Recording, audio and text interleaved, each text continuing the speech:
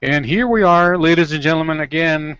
Welcome to one more episode live from our beautiful Mexico City offices of DojoLIVE, connecting experts like you. And speaking of experts, today today's show is going to be highlighted by the presence of Scott Allen, the founder of Ode to Code, which I'm sure that a lot of you folks out there are pretty familiar with Ode to Code, and based on what I've heard and seen across all numerous venues, a lot of people know um, about Scott Allen's uh, stellar track record of accomplishments in terms of. Well, I'm gonna let Scott do the talking. I'm sure that he's better suited to talk about himself than I am normally. And by the way, I would also like to thank Janice Amaya, my fellow Nearsoftians, Janice Amaya, and also Yesenia Molina, who happened to be uh, broadcasting and participating from our Chihuahua offices. Welcome, Janice. Welcome, Yesenia, and welcome, Scott, to today's show. Thank you, Carlos. Absolutely. All right, Scott. Well, first of all, Scott, I'd like to start off by just thanking you for having agreed to be here with us today. And I'm sure there's a lot of expectancy in terms of your participation. I know a lot of people out there are awaiting you this particular broadcast. So, Scott, I'd like to start off by the topic itself. And I'm sure that yesterday we had a conversation, and then you mentioned we agreed that the topic is today was going to be the new .NET, how .NET and Microsoft are changing. Scott, could you please elaborate a little bit about this and get us acquainted and introduced to why you chose this particular topic? Sure. Thank you for having me, first of all. It's our pleasure, Scott. So I've been in software development now for just over 25 years. And what I think is interesting about the last 2 years is just how much Microsoft has changed. And to give you an idea of the impact of this, when I started my career back in the early 90s, I spent a lot of time doing embedded programming using C++ and not working with any Microsoft technologies at all. Back at that time, the perception was that Microsoft technologies were sort of toy operating systems and toy development tools, and it wasn't for serious professionals. But around 1999, I joined an internet startup that was actually using Microsoft and their server technologies and their products like Microsoft SQL Server, an early version of SQL Server, to build an internet platform back during the heydays of the internet bubble from 1998 to 2001. That was my first experience with Microsoft technologies, and I thought it was interesting, but I still did get that feeling that Microsoft wasn't quite up to par with what the rest of the world offered. The Oracles, and at that time the Suns, and with Java and so forth. But I stuck with Microsoft, so I've been on this platform now since 1998. When .NET originally came out at the turn of the century, I wasn't too interested in picking up a new language like C#. I wasn't too interested in picking up the .NET framework. I thought C++ was a good enough programming language to last us for the next few decades, but I did. It turns out I really enjoyed C# development, and I really enjoyed .NET development, and I watched Microsoft through this period of the year 2000 until about 2013, where they were still very committed to protecting their own turf. So they wanted to sell Windows. They didn't want to give anything away. They didn't particularly like open source projects, either using open source projects or contributing to open source projects.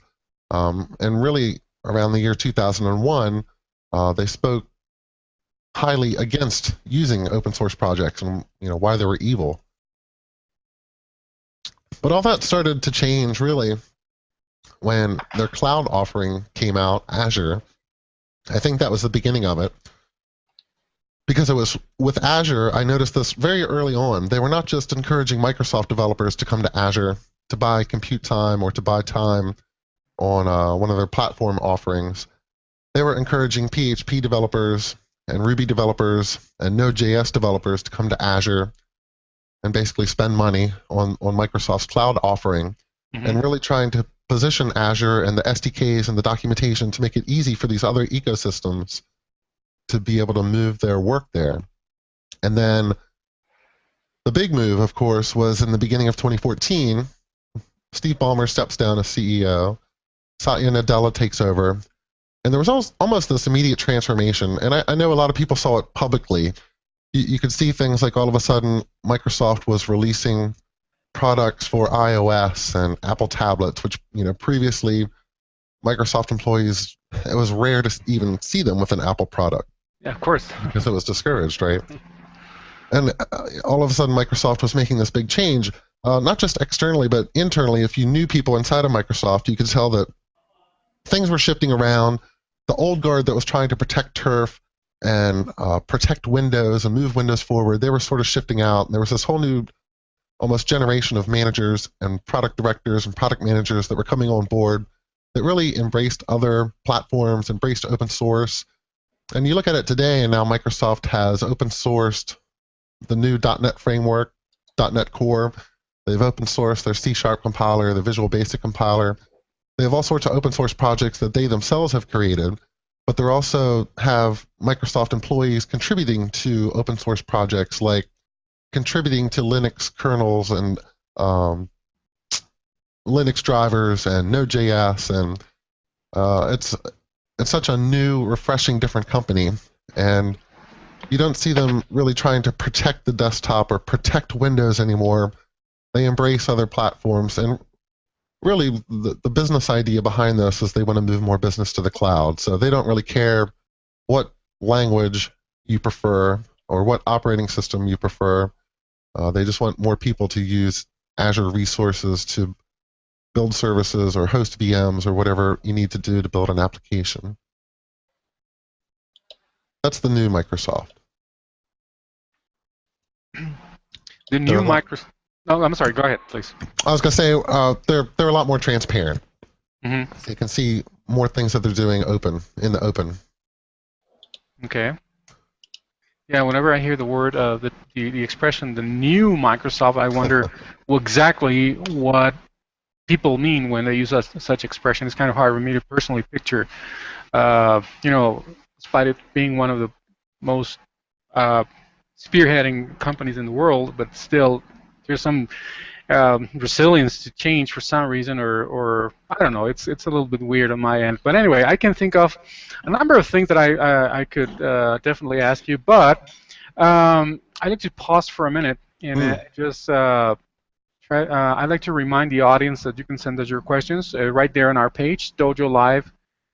I'm sorry, dojo.nearsoft.com. It's right there.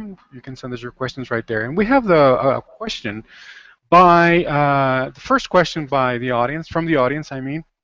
This question comes from Renato Fontes. He's in Sonora, by the way. He's a software developer. And Renato is asking you, Scott, the following. As opposed to the old Microsoft that tried to undermine their competition. Oh, wait a minute. Hold on 1 second. It's a comment. He said, as opposed to the old Microsoft that tried to undermine their competition and sue everyone, I think. So it's that was like, sorry, I misread. It was a comment, actually. Thank you, Renato. I think that we got the drift. All right.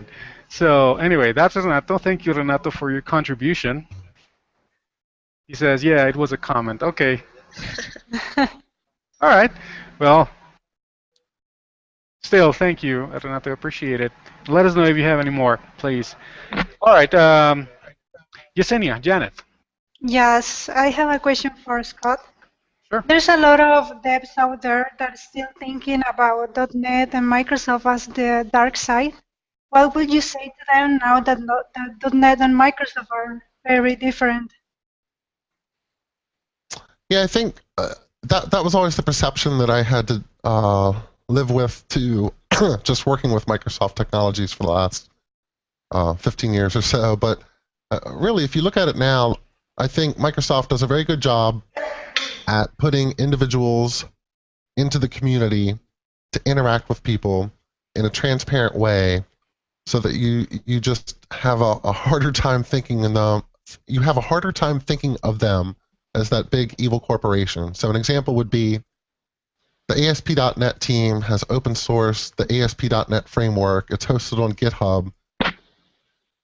And all of the code that goes into building this framework that allows you to build web applications using C# or Visual Basic, it's all on GitHub, as well as all of the issues that are being tracked and the status of those issues, as well as their performance benchmarks and their roadmaps about where this framework's supposed to be in a year. So they're being very open about this, and they even, on a weekly basis, have a stand-up meeting with team members and live stream this stand-up meeting so that everyone can hear discussions about what they've been thinking about this week and what they're planning for next week and what's happened and what's new in the community. I think they've, like I say, I think the Microsoft's goal now is to move people onto the cloud. They've told investors and they've told Wall Street that they want to double their cloud business over the next 2 years. So they're not so much interested, I think, in it's not like the old days where they had to compete with everyone. They wanted to compete with Java and compete with PHP and compete with other platforms and iOS. They're much more opening and welcoming now, and just trying to build an ecosystem in these different environments and different communities, and get people to use their products, which are for everyone now. You know, I no longer have to run some of the Microsoft products just on Windows. I can take something like .NET Core, it's now cross-platform. It's going to be able to work on OS X and Linux. You know, they released a code editor last year, Visual Studio Code, a lightweight editor that I can use on OS X, which is really nice. So it is a different Microsoft. Oh, there you have it, Yesenia. Thank you, Janet? Scott. Okay, Yes, thank you so much. Janet, your turn, please. Yeah, thank you. Well, .NET is an evolving platform. We have seen a lot of changes, a lot of improvements on the past years. What do you consider is one of the most significant? I mean, there's a lot, but something that you can say, well, this was huge. I think actually what's been removed is huge. I think every technology has this build-up where it starts as something simple and it becomes more and more complex. So if you look at the .NET framework in the year 2001, it was a relatively simple framework. It gave you the basic things that you needed to get a job done, so you could interact with the file system and make date-time computations. And you know, it was a pretty robust API for a framework. And then over the years, we added the ability to do Windows forms, and then we added the ability to write XAML applications, and we added the ability to do SOAP-based services using this technology, and then SOAP-based services using WCF. And for 15 years, things were just added to this framework constantly, so it was getting quite large. With .NET Core, things have kind of been reset, and Microsoft and teams like the ASP.NET team have said, look, some of this technology, it was designed in the year 2000 or even before that, since the original release was around 2000. We're getting rid of it. Some of it's no longer, so, you know, some of the technology they're getting rid of is no longer used. You can look at something like code access security and you can say it was a great idea, but no one ever really used it. But there is a slight problem where some of those technologies, like WCF web services, they're being heavily used in the enterprise. But at this point, .NET Core has still said, we're not going to bring them into this new world. We're assuming people that are building stuff with this new .NET framework, they're not going to build SOAP-based web services. They're going to build HTTP-based web services, for lack of a better term, something that might use just simple XML or typically JSON. So I think that that's actually pretty significant, because if you came to the .NET framework in the year 2014 and looked at it, you wouldn't know where to start to try to learn everything. It was impossible to learn everything. But now we've sort of had a reboot with .NET Core, and it'll be very exciting, I think, to see this thing start to grow again. We're back to simple, and maybe 10 years from now, .NET Core we'll have to reboot it again. Yeah, got it. So, if someone is starting as a developer, what will be your recommendation for them? Start learning something really specific and then try to cover the other parts, or start learning general everything and then move to a specific area? I've always been a fan myself of learning one thing very well and then branching out from there. And really, for someone new coming to the Microsoft platform, I'd probably start with a language. I would start with a language like C# or F# and learn that language very well. If you enjoy building web applications, maybe trying that language in a web application, but not really focusing on the web so much as just learning the language and the runtime, and things like what the garbage collector does for you, and what happens with unhandled exceptions, all those things. I think that gives you a much better base and foundation to build on when you actually start trying to build a specific application using a specific piece of the framework like ASP.NET. I would always start with the language, start with the lower level stuff. All right, cool. Thank you. Mm. Thank you, Scott. Thank you, Janet. Scott. I'm sorry, Yesenia, do you have another question? Please, Yeah, go I ahead. have a question from Gustavo Cereceres. What would you say to all non-.NET developers to encourage them to give .NET a try? To encourage them to try .NET? Yeah. Well, I would say that it used to be difficult to encourage people to try .NET for one reason, simply because they had to have a Windows machine to try .NET, which is no longer true. So what I would encourage new people to try is to download Visual Studio Code, which works on a number of different platforms, Windows and on the Mac. It's a very lightweight editor that makes it easy to work with C#. My particular attraction to .NET has always been the C# language. I mean, the framework itself, I think, is well designed and pretty good, but the C# language, I think, is hard to beat. It's a language that is strongly typed, but it has dynamic capabilities with a dynamic keyword.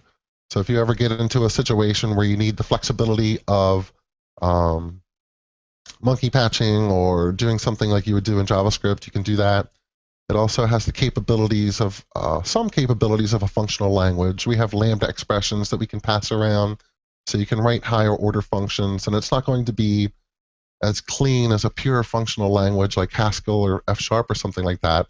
But for certain problem domains, C#, you can certainly take a functional approach and get have a nice solution built with it. I just think it's a great language that can be very expressive. Yes, it has a little bit of ceremony to it as a strongly typed language, but the compiler does a really good job at things like type inference, so you don't always have to type as much as you think you would to write a program. And I would try it out. It's my favorite programming language ever. Mine too. Excellent. Thank you, Okay. Scott. You done, Yesenia? Yeah, All right. thank you. Scott, we have a question from the audience from Hugo. Actually, Hugo Ortiz is one of our fellow Nearsoftians. He's right there in Sonora. Okay, Hugo is asking you, Scott, do you think the current efforts on revamping the .NET ecosystem and community are helping Microsoft grab attention from other communities and devs? That's a good question. I think they are getting some attention, but I think it's going to take a few more years of work for them to win over more people. I think a lot of people are, to be honest, still suspicious of Microsoft. I think a lot of people don't necessarily think of Microsoft. It's not the first company that comes to mind if you're like a JavaScript Node.js developer who's only been in the industry a few years and you want to build an application and get it hosted somewhere. Microsoft just doesn't come to mind as the first thing. But I think given some time, I think they can get there. I think they're headed on the right track to get there. Definitely. Okay. Thank you so much, Scott and Hugo. There you have it. Okay, and again, let's see. Hold on a second. Okay. Yeah, thank you, Scott, for your response to Hugo.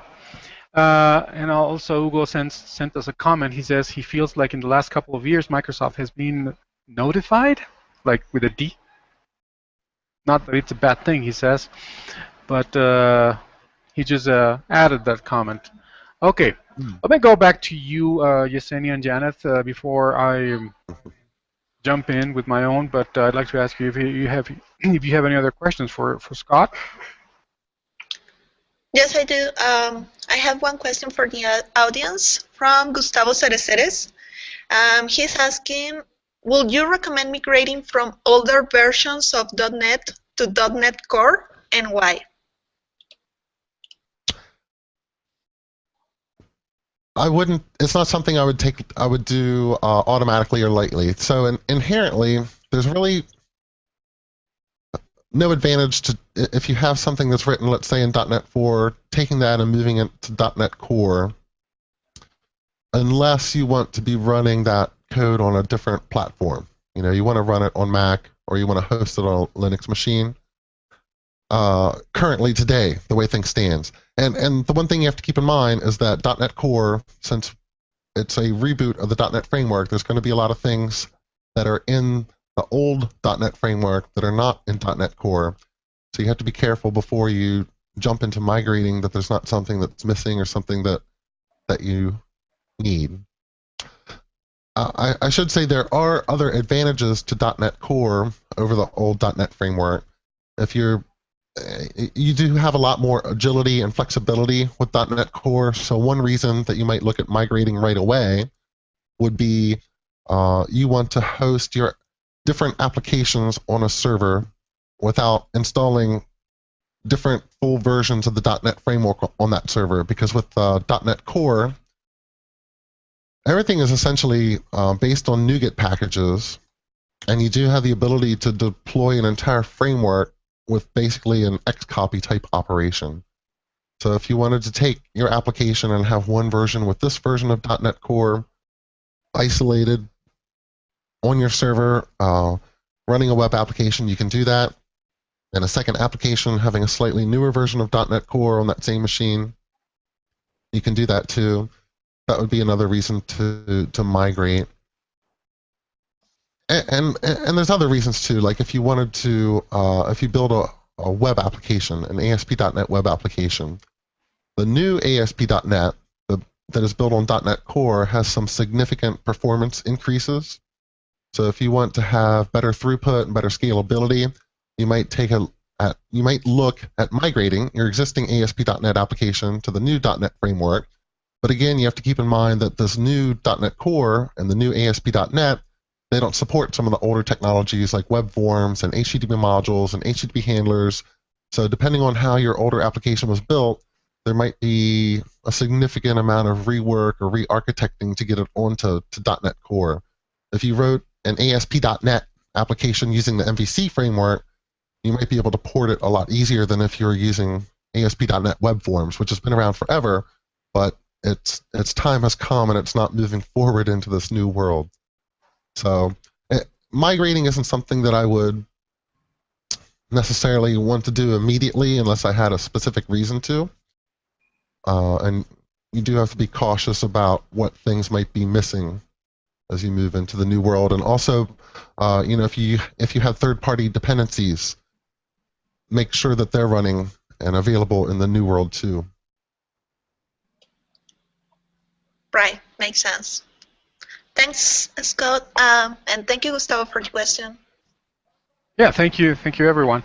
Okay, Janet, Yesenia? Yeah, I have Anything a else? question. Go ahead.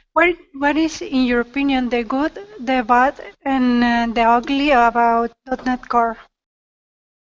The good, the bad, and the ugly of .NET Core. So maybe I'll start with the ugly. We'll get the ugly part out of the way. Yeah, Okay. that's the way to do it. Yeah.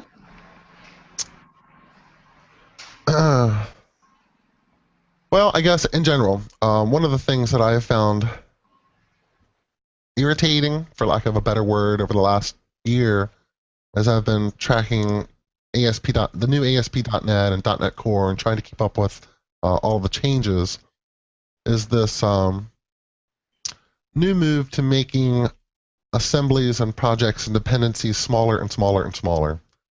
And that has some obvious benefits in the sense that you can have smaller and smaller pieces that get stitched together. And I think it follows a philosophy where almost a single responsibility principle, where you don't build a framework anymore out of a single project. You build all these little packages and modules, and you can stitch them together into a framework. And that's all fine and well and good from a architectural standpoint, from a development standpoint, where I can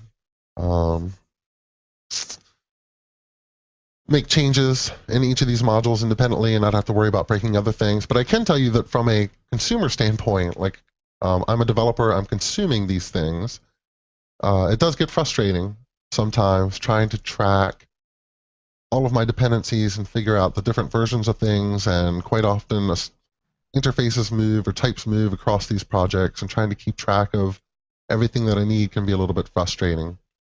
I have found that a little bit frustrating. But that kind of seems to be the world we live in right now. It's in everything from, microservices are the big push, making services smaller and smaller and smaller. Node.js certainly has the philosophy where modules are supposed to be very small and very focused. I'm also seeing that in .NET Core, and it just does create some frustration sometimes when you are accustomed to using a framework and having everything available, and in this new world you have to figure out, where is this thing I need to do logging? It's out there somewhere. What about the good parts? Well, we said, the good, bad, and ugly. Maybe that's bad and ugly. The good parts, I can tell you, so let's talk about the new ASP.NET that is built on .NET Core. The good parts are that this is refreshingly simple now. Things like complicated XML configuration files are gone. Complicated configuration hierarchies where you have different XML files on different places on a server that influence how your web application behaves, that's all gone. The way that you can completely build up your web application from scratch, so if you don't need a particular feature like session state, that's not in your web application unless you explicitly add it, and it's not there to slow anything down. So it's really nice having a nice, lightweight framework that I think would be very familiar to developers that are in other ecosystems. I think if you are a Node.js developer, for example, there's a lot of similarities now between ASP.NET and Node.js, the way it uses middleware, that concept of middleware, very similar. So I think people would feel comfortable with that. I like that dependency injection is a first-class citizen in the new .NET framework. So in ASP.NET and the entity framework, all of even the internal services that these frameworks use to do things like serialize an object or localize a string, you can customize these different areas just by registering your custom service with the container or the injector that the framework uses to grab its dependencies at runtime. So that's really nice. It's a nice extensibility, consistent extensibility model for everyone to use. So those are some of the good parts. Yeah, thank you, Scott. There you have it. So you have the good, the bad, and the ugly. Definitely. All right, Scott, another question Yes. from the audience. Here it is, again from Hugo Ortiz in Sonora. In front-end development, Microsoft has grabbed some attention with TypeScript. I think, he says, I think that's a great example of how Microsoft has contributed to the web dev ecosystem and collaborated with other big companies out there. TypeScript being used a lot with Google's Angular. The question is, what do you think about this? Do you see Microsoft as a big player or influencer on web dev? Yeah, that's actually a great point. So when TypeScript first came out, I thought this is interesting, and I wanted to use it, but I could never really convince myself to use it. I didn't. I just wasn't sure it was going to stick around. There's been so many alternatives to JavaScript over the years that just haven't stuck around because they just don't get enough traction, or they're just not JavaScript. But then something very interesting happened when the TypeScript team and the Angular team joined up. Not just that it was TypeScript and Angular combined together, and not just that Microsoft was working with Google. You could also look at the TypeScript repository and see how they were trying to work with the JavaScript ecosystem a little bit better too. For example, TypeScript trying to understand the Node.js node_modules folder and how to grab files from there when things were imported as a module. And I thought that was fascinating because I started to realize that, okay, TypeScript is actually looking at this environment where they're trying to be successful, this JavaScript environment, and they're actually trying to do everything possible to work with all of the different tools and conventions and ideas that are out there in this framework, which is a very hard thing to do in the JavaScript community because it's so heterogeneous and people are coming from every different direction. So today, I feel a lot more comfortable trying to use TypeScript on a project than I would have 2 years ago because I think it is a better product. They've done some really nice things over the last couple of years. The combination of TypeScript and Visual Studio Code is pretty nice because I have this lightweight editor that understands TypeScript and understands how to give me IntelliSense and preview or show me where I've made an error in my code because I have a typo somewhere. And I think that's just a marvelous experience compared to what we had, let's say, 2 years ago, just trying to use JavaScript against plain old JavaScript against a large JavaScript framework. You don't get any help from the tools. With TypeScript, you have the ability to get help from these tools. So, as I said, I feel a lot more comfortable trying to use TypeScript today than I would have 2 years ago, but I still wonder if it's going to be successful or not. You know, will it still be around in 5 years? I think it will be. I don't think it will. I don't think it will ever replace JavaScript. I don't think it's going to be used by a majority of front-end web developers, but I think it might have a significant market share, where significant is somewhere around 15 to 20%, let's say.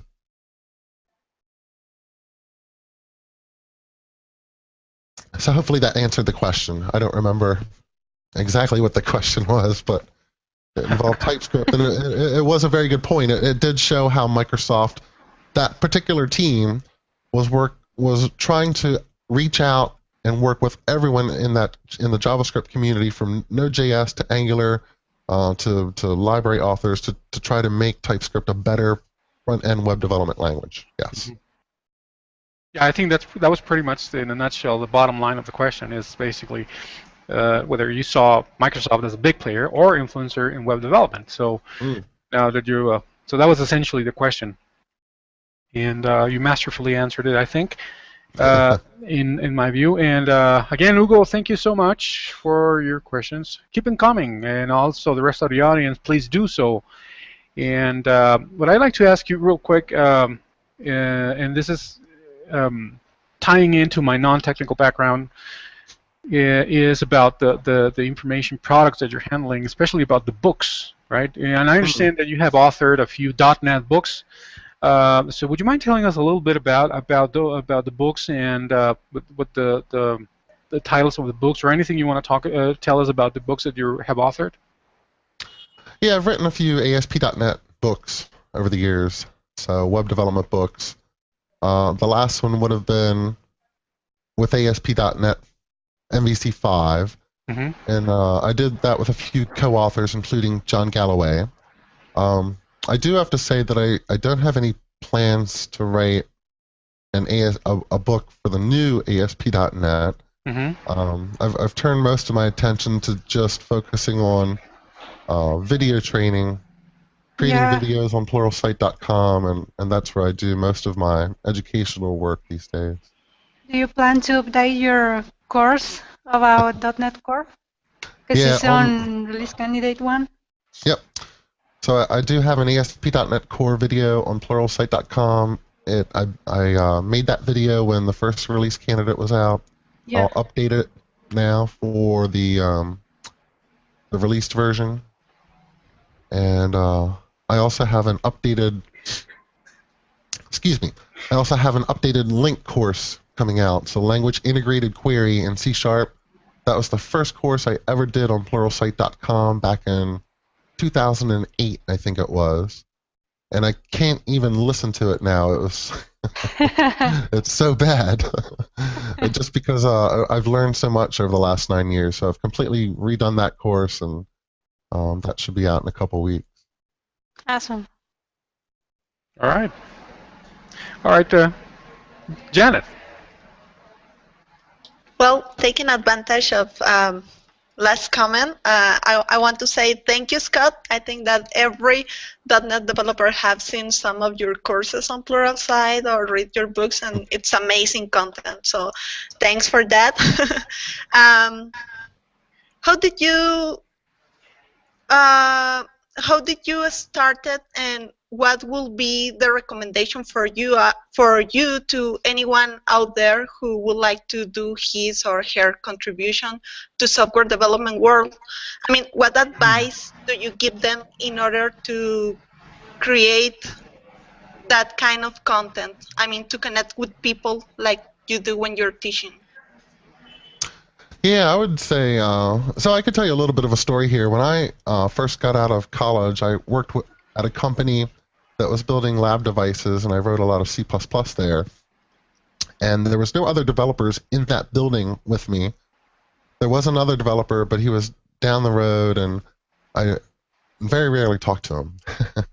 I spent a lot of time back in those days on NNTP news groups, which would kind of be like the Stack Overflow of today. It was a place where you could go and ask a question, technical questions, and people would come in and answer. And I was just amazed at two things. I was amazed at some of the people that came there that just knew so much and were willing to give their time up to answer questions, beginner questions sometimes, all the time, but really insightful answers. And probably the first 4 or 5 years of my career, I went from asking questions on these sites to try to figure out problems to just, even when I wasn't asking questions, I was checking in on a daily basis to see the questions that were being asked, because I would learn something just by reading the answers all the time. I thought it was a marvelous online community that I could learn from. And I had always wanted to be the person, reach a point where I would feel comfortable answering questions or giving back, because I had learned so much from this online community. And I started by answering some questions in news groups, and I've always enjoyed writing. So to answer your question specifically, I tell people they have to do something that they enjoy. So if they enjoy answering questions, maybe go to Stack Overflow, finding a topic you're knowledgeable about, and trying to answer questions there. If you're comfortable writing, you might look at starting a blog or writing some online articles about a technology that you're passionate about. And that's really how I got started. I enjoyed writing, so I wrote some magazine articles, I wrote some books. That led to people inviting me to speak at conferences, which I was really, well, maybe I still am, really bad at, public speaking at conferences. And once I got to do a couple conferences, I got approached by training companies that said, hey, we need someone to come in and teach a class a couple times a year. Can you do that? Which led ultimately to me doing videos for Pluralsight, which has been very rewarding for me, because Pluralsight's been very successful, and I get to hear from a lot of people how it's changed their career or changed their lifestyle, being able to start doing software development. So that's been very, very rewarding, that I've been able to go from this young kid who is just reading all the answers, trying to learn things, to now being someone who has spent some time in software and knows some things, and I can make videos to help other people. So it's very rewarding when you do it. That would be a good reason to get into doing something like that. I see. Well, it's great content, so please keep doing it. I plan to. Thank you. Absolutely, by all means. Okay. There's something. Well, it's a tiny little thing that I wanted to ask you, Scott, if I may. And when you mentioned these, the changes that are bound to come for .NET and Microsoft, how do you envision that things like Windows workflow are going to change as well? How are they going to evolve or grow or disappear or whatever? What's going to happen to these gadgets? Yeah, I think you have to take some of these sub-frameworks on a case-by-case basis, and something like Windows Workflow, I think, is actually one of those things that'll kind of disappear. And for that reason, actually, I think this new .NET framework, .NET Core, I think it's going to be one of those frameworks that's going to be, it's probably going to be 2 or 3 years before people start migrating to .NET Core in earnest, for a couple of reasons. One is, for example, in the enterprise, there's a lot of enterprises that use Windows Communication Foundation, WCF Web Services. They use WCF to write services on the server. That's not there. I don't know if it'll ever make it into .NET Core, but no one in the enterprise is going to move to .NET Core if they have to rewrite all of their web service endpoints. It might be something that they plan over 3 or 4 years, but not something I see happening right away. So there are a lot of things that are going to go away. ASP.NET Web Forms going away. Windows Workflow, I think, going away. Mm-hmm. But for new projects, I think it's great to start off with .NET Core if you can. And in 4 or 5 years, it might be the most popular framework, but I think it's going to take a while. Okay, I got it, and I think I follow you here. So thank you, Scott, again, one more time. Okay, Janet, Yesenia, we're approaching the final segment of the broadcast, so if you have something ready for Scott, please, by all means, now's the time. And also, I remind the audience to send us their questions. Very easy. Just go to our website, and then it's right there. Just keep them coming. All right. I have a question from Gustavo Cereceres. Okay. Scott, how do you think that .NET Core is going to impact C# being the language of choice for developers?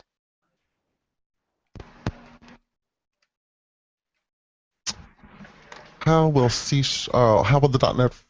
.NET Core impact C# being the language?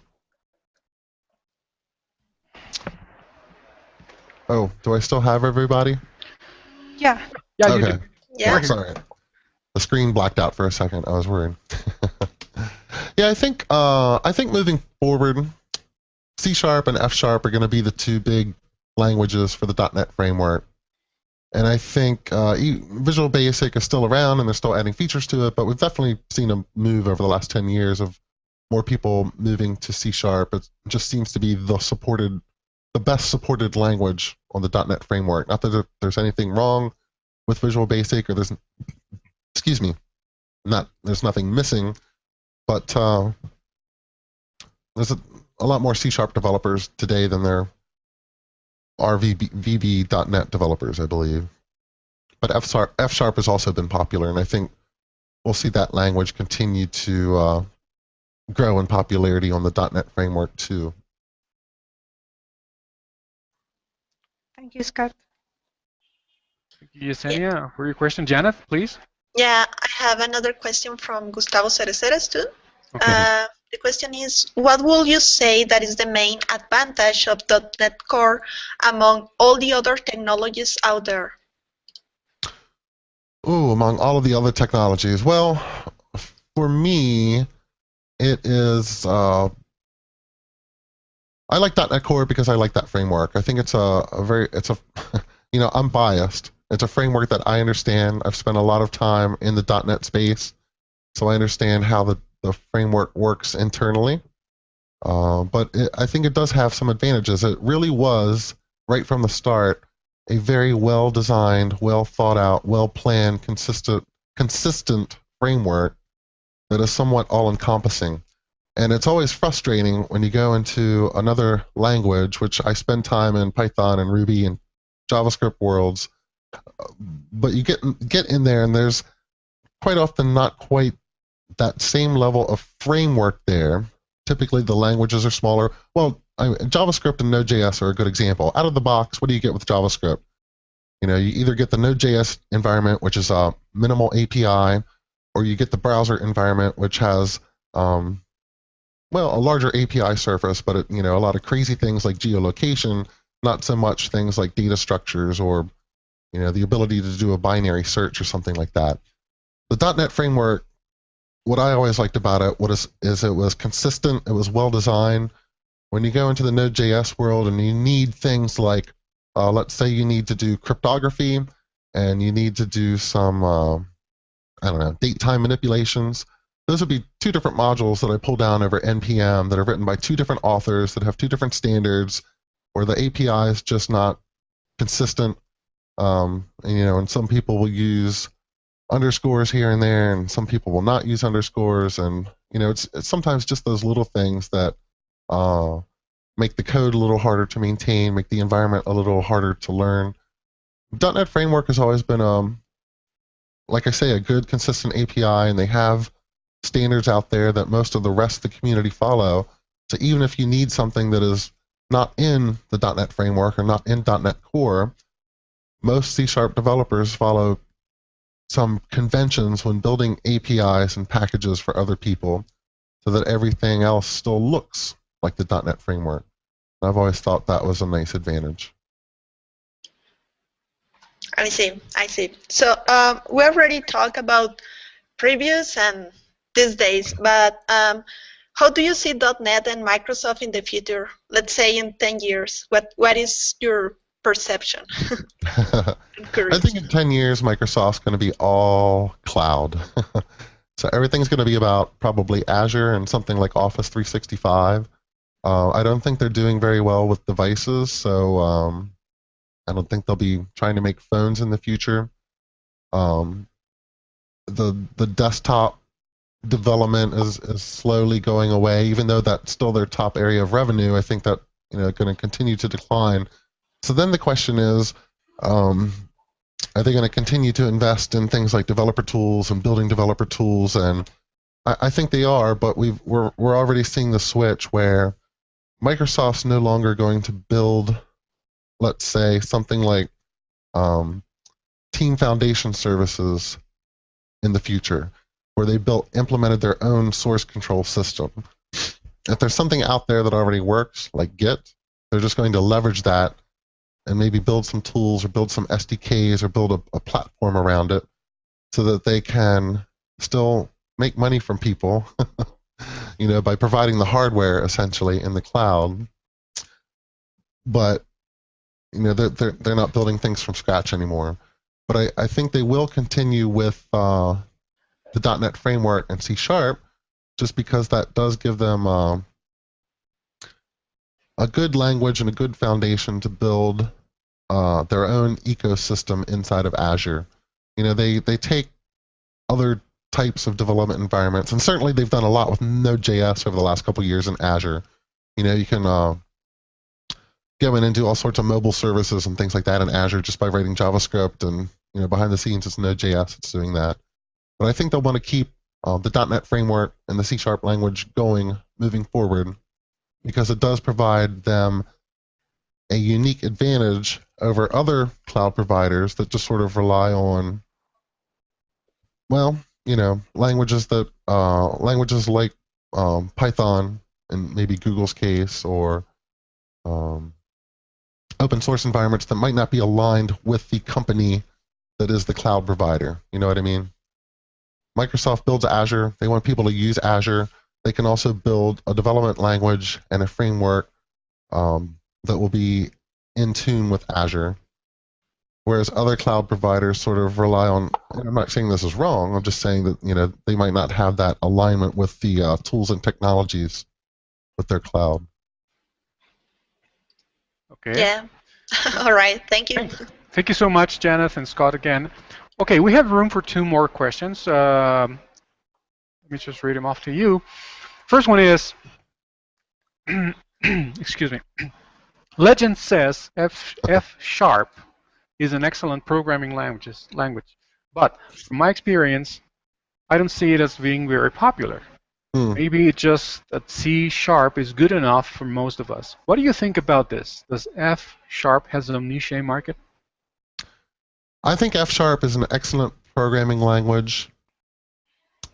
In my opinion, and this is just my opinion, I don't see functional programming languages being mainstream. For whatever reason, I don't think that most developers, the majority of developers, want to work with a purely functional programming language like Haskell or F sharp. That's just my opinion. Like I say, they are wonderful programming languages, and people will say things like, hey, F sharp, it's really good at these types of domains, like doing things like statistical analysis or machine learning. But really, F sharp, you can do general purpose programming with it. I think it's a wonderful language. It can do a range of things. I've worked with it a number of times, but I can tell you that just that the functional approach to programming with its terseness, and sometimes the way you can just do magical things with just small snippets of code, it just doesn't work, I think, with mainstream enterprise developers. I think it appeals to a subset of people. It's an acquired taste, let's say. I see. Thank you so much, Scott. There you have it, Hugo. That was from Hugo, by the way. And yet another one, which is, I think this is going to be the final question of today, is, in your view, is augmented or virtual reality a big part of Microsoft's future? I guess so. I don't spend a lot of time thinking about that space, but certainly they've been making a big deal about virtual reality with the HoloLens, and what I would consider somewhat related technologies, which are machine learning and, for lack of a better term, artificial intelligence. So bringing all these things together to provide different experiences for consumers. I think when it comes to how will Microsoft make money outside of Azure, it'll be things like devices that can give you an augmented reality to help you with day-to-day tasks, learn things about your schedule, and be able to bring up information about the people that you're meeting with, or who you're going to a business meeting with. Bring up information about them ahead of time before you even get to them, because it knows your schedule and it sees your calendar, and it can apply all these algorithms and search routines.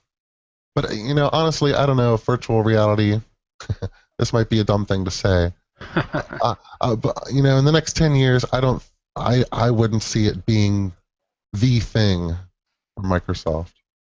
I see. The thing is that the comment that he added was that it seems that they are or will be a big player, and there has been a lot of hype around these technologies recently.